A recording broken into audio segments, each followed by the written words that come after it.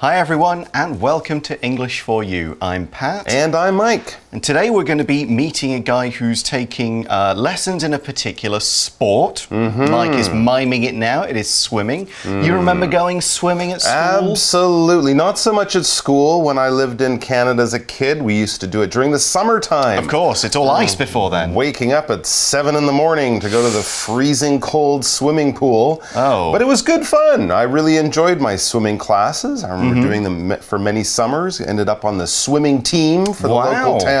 Okay. So that was, it was a good memory. I had a lot of fun with all my friends doing something fun instead of just schoolwork. Swimming lessons did not seem like work at all. Okay, swimming was always one of the PE, physical education things. Okay. So you'd rotate. You'd go, okay, this term you're going to do, this sport and this sport. Swimming would be one of the winter ones when we couldn't go outside as much with all the rain or snow or whatever. You go, okay, we'll take you to one of the leisure centres in the area. The pools are heated, the water's warmish, and we can do that in the colder months instead of going out and playing football or something. That's a nice change. Yeah, they were always quite interesting. I remember one lesson we had to go to the swimming pool in our normal clothes and throw ourselves in the pool and try and take most of those clothes off in the water. Okay. So we could learn, if you're in something that you shouldn't be in, try and get out of that and then swim to the side before the clothes pull you down. Interesting. Yeah. Something I'm sure you've used many times since then. I have not used it at all, but there we go. But what is our guy in today's article learning about swimming? Let's read through day one and find out. Reading. Davy's swimming lesson. Davy is taking a swimming lesson from Ava, his coach. Are you ready, Davy? Hold on. I want to get used to the water first. Davy holds his breath and dips his face in the water several times. Okay, what's today's lesson? First, I want to ask you how you feel about our lessons. I feel better than when I started. I feel like I'm making good progress. I'm certainly not afraid of the water like I was before. That's true. At first, you were reluctant to let go of the float. Now, you can float by yourself. You're not afraid of sinking anymore. Thanks for your encouragement. I'm still a bit nervous about swimming underwater, though. I think you'll grow to love it. It's very calm under the water. Remember the jellyfish float we practiced in our previous lesson? Try it. Sure thing. Davy does a jellyfish float. Wow! It was like I was in another world. Exactly. Now, today, we're going to learn the Flutter Kick. Ava hands him the float.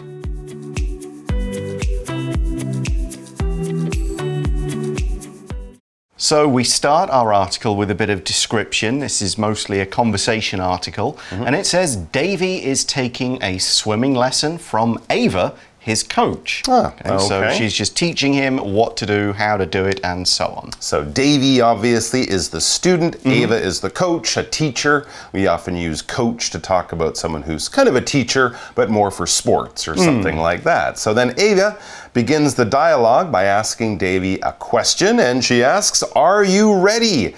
Davy, are you ready to jump in the pool? Do you have everything you need, your goggles, maybe your cap on? Are you ready to begin the swimming lesson?" And Davy says, hold on, I want to get used to the water first. Kind of the temperature, kind of splash around a bit and so on. Okay. And he says, hold on. If we tell someone to hold on, we simply mean wait. Give me a minute or a few minutes. I'm not quite ready yet, but I will be ready soon. Please hold on. It doesn't mean hold on to anything physical. It just means wait.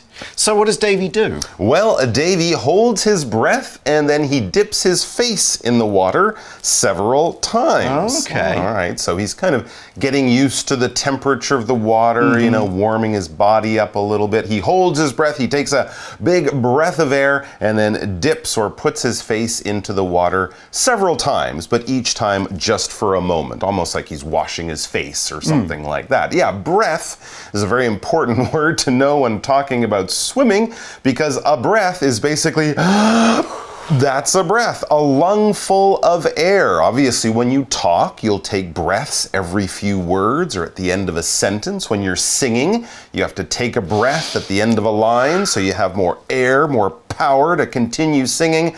When you're swimming, a breath is really important because your body needs oxygen, and unless you're a fish or Aquaman or wearing special equipment, you'll have to take a breath of air out of the water and then hold that breath as you swim under the water so that your body can continue moving. Most people, if they take a breath, they could hold the breath maybe for a minute, something like that, unless you practice a lot.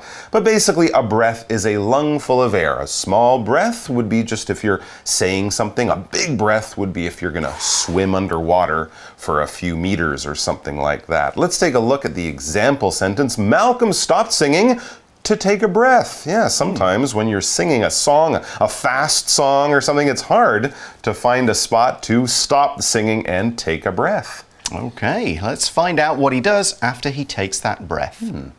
So Davy takes his breath and then he dips his face in the water several times. To dip means to put something into a liquid for a short time. If we want to test the temperature of a swimming pool, the sea, or even bath water, we might dip our fingers or our toes in the water just to see how hot or cool it is. Here's another example sentence using dip in a different way. Some people like to dip cookies in their cup of tea. So just take the cookie, put it in for a moment, and take it out. It actually does make the cookies taste better. Science has proven it.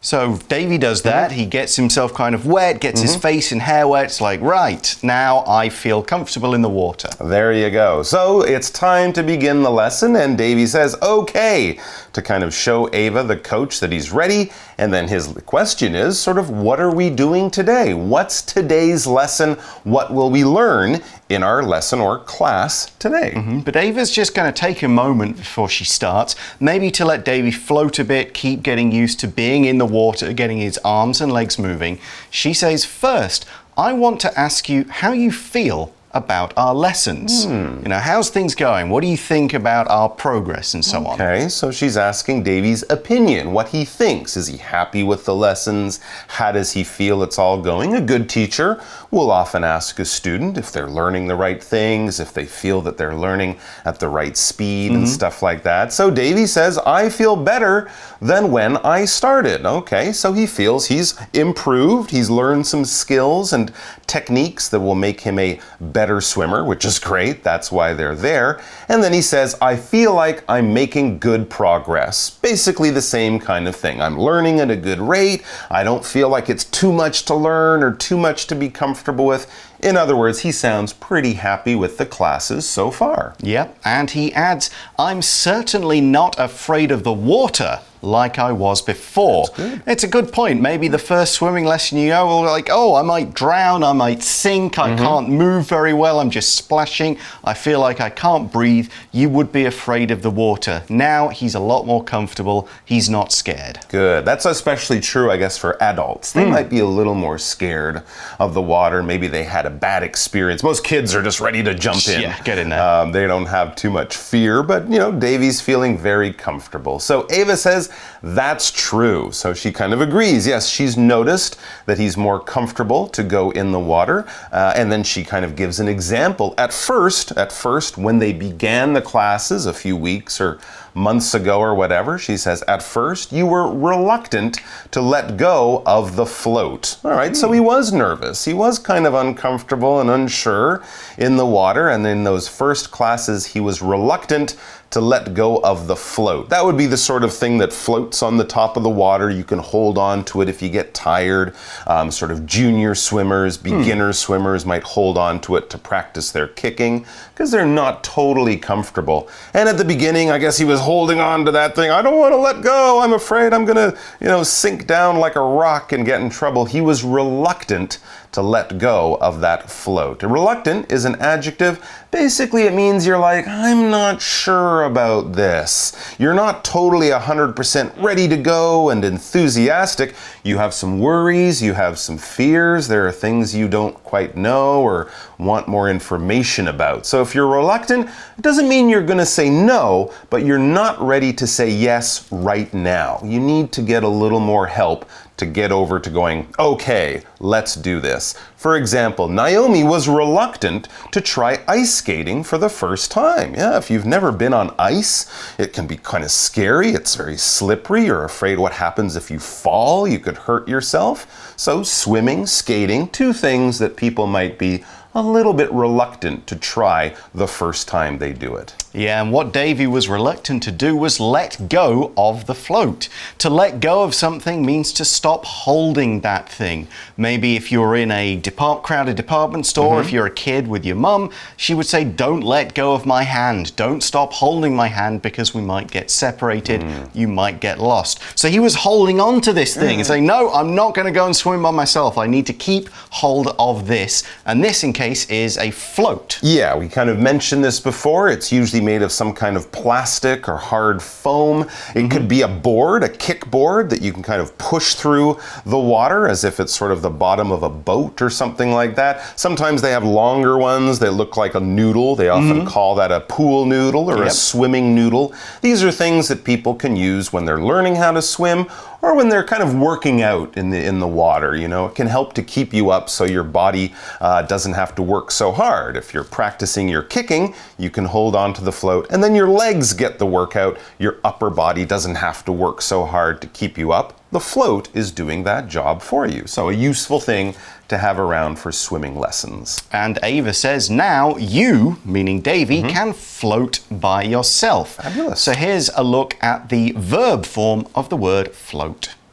So we just saw that float as a noun is the actual thing, and this allows you to float as a verb. To float means to stay on the surface of a liquid, generally water in this case, and not sink. So if you have a sponge, it will float on the top of a bath. You can get kids' toys that float on top of their bath water. Other things like garbage and trash will float on the surface of rivers and the sea. They won't go down under the water, either because they're lighter than the water or there's enough air in them that makes it lighter than the water, and so they're not heavy enough to go to the bottom. Here's an example sentence. The leaf floated down the stream. So it was on the surface, just moving down the stream. So yeah, Davy can float by himself. He doesn't need this thing to hold on to. That's right. He was using that to float, but now he has enough skill that he can make himself float. And that's good because the opposite of floating is, well, something you don't want to do in the water. As Ava says, you're not afraid of sinking anymore. Yeah, sinking would be the opposite of floating. The verb to sink means to go down below the surface of the water. You're being pulled down or something like that. Now, if you throw something very large and heavy and dense into the water, like a piece of iron or a stone or something like that, it will probably sink. If you're the Titanic and you have a beautiful boat that has no holes in it, that boat will float. But once they hit that giant piece of ice and rip open the side of the boat, well, then the boat will start to sink. And that's what happens when boats have major accidents. People can float if you relax your body, but sometimes, yes, when you're a beginner swimmer, you might be afraid afraid that you will sink like a stone or something like that. So to float is to sit on the top, to sink is to drop quickly to the bottom of the water. For example, wood usually floats in water, but most stones will sink quickly. That's right. But Davy is not afraid of sinking anymore. We use anymore to mean from this point on, and it's used to show a change in circumstances and something that we expect to continue. He was scared, now he's not scared, he won't get scared again. He won't be scared anymore. And we often use it with a negative form, so someone doesn't live here anymore. I don't like that anymore. He's not afraid anymore. We're talking about a change from a negative situation into a positive one.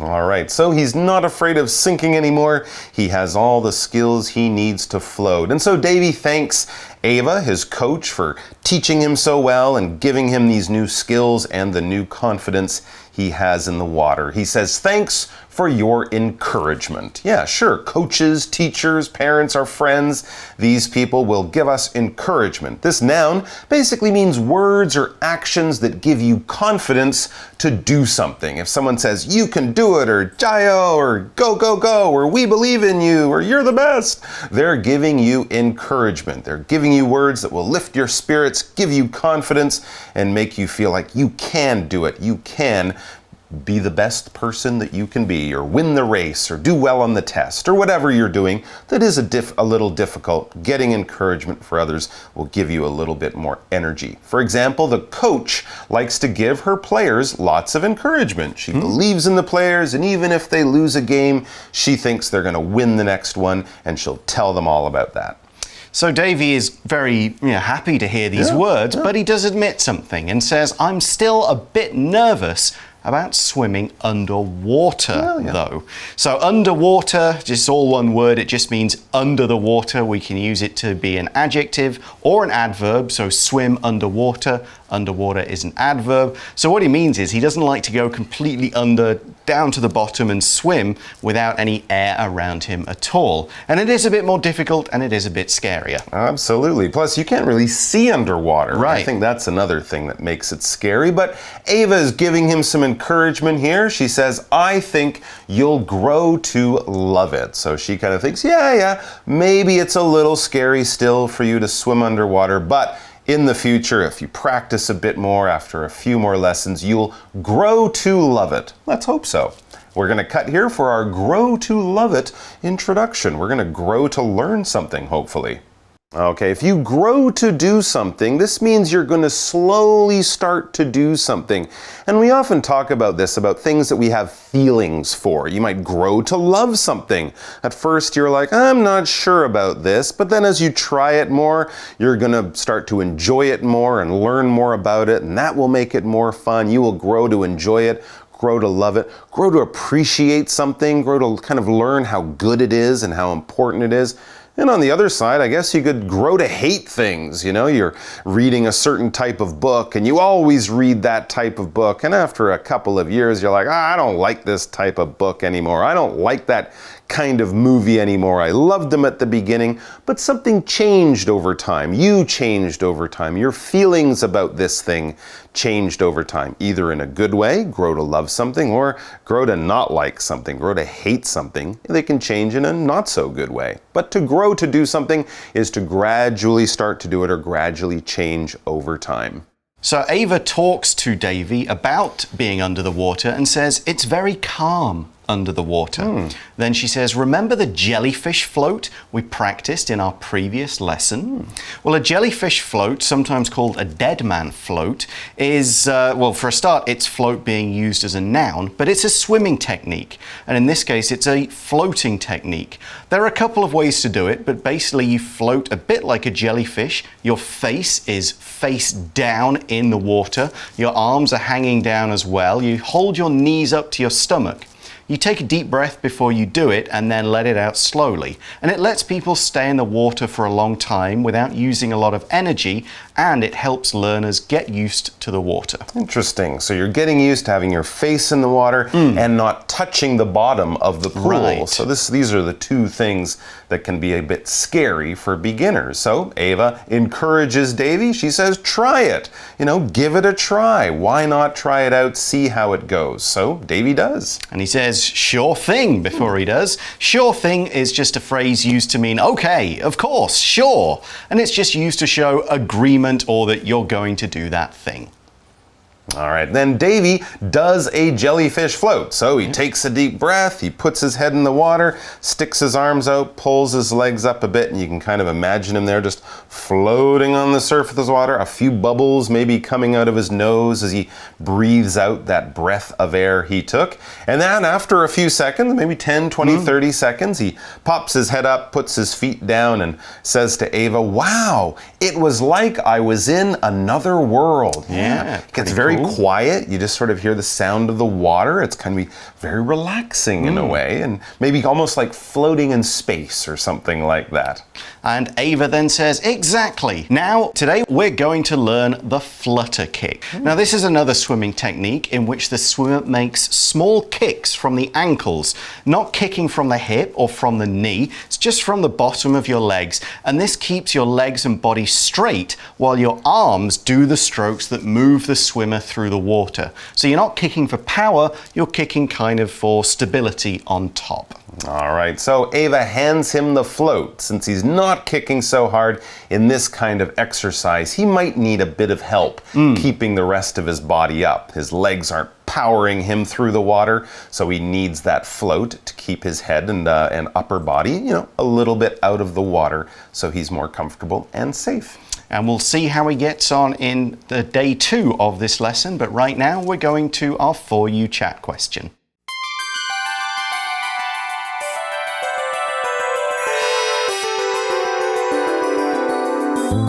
For You chat. So our chat question is, can you swim? If you can, how often do you go swimming? And if you can't, would you like to learn? All right, well, I think we both mentioned that, yes, we did swimming lessons as kids, so we can swim. But these days, I don't go swimming. Almost never. Very often. Actually, I went this year. I was at a hotel and they had a swimming pool, so I took a little swim there. But it was probably 5 or 6 years since I'd swum the time before, so not very often. I'll swim around in a hotel pool or swim around like in the sea for a bit if it's in the right kind of thing. Sure. But actually going to a swimming pool just to swim for exercise, not really these days. Anytime soon, hopefully, I'll be going with my son and getting him used to splashing around. But then I won't really be swimming myself. I'll just be kind of playing and having fun with him. You'll be Ava. Yeah, basically I'll be Ava and making him feel okay about swimming and getting wet and just fun. Generally having a bit of a laugh in the water. So yeah, I can swim, but I haven't had to go swimming or even do much for a long time now. Okay, that's the end of today's article. Join us again tomorrow to see more of Davy and Ava and find out how Davy gets on with his flutter kicks. See you then. Bye for now. Take care. Davy's swimming lesson. Davy is taking a swimming lesson from Ava, his coach. Are you ready, Davy? Hold on. I want to get used to the water first. Davy holds his breath and dips his face in the water several times. Okay, what's today's lesson? First, I want to ask you how you feel about our lessons. I feel better than when I started. I feel like I'm making good progress. I'm certainly not afraid of the water like I was before. That's true. At first, you were reluctant to let go of the float. Now, you can float by yourself. You're not afraid of sinking anymore. Thanks for your encouragement.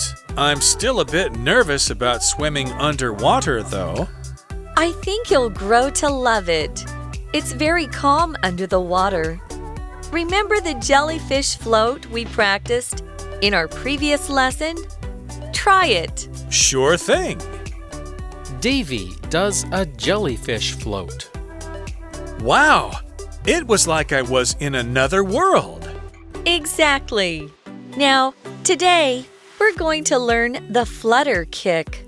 Ava hands him the float.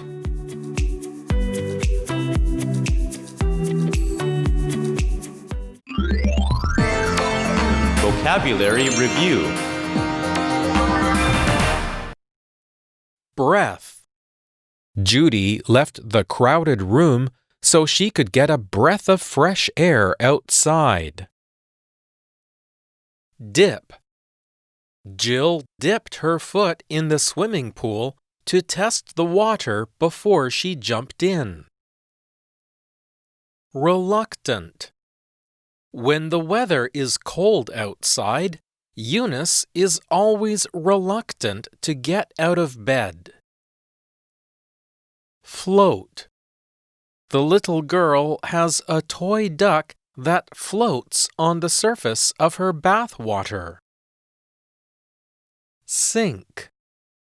The ship struck a large rock and sank beneath the waves. Encouragement. I wouldn't have been brave enough to sing on stage without my friends' encouragement. 智慧小补帖 Underwater.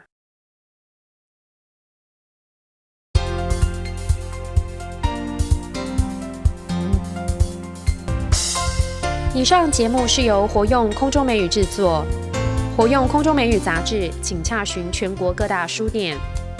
如欲索取试听教材，请来电02-2364-4000 02-2364-4000，或上网查询，网址是 www.english4u.net www.english4u.net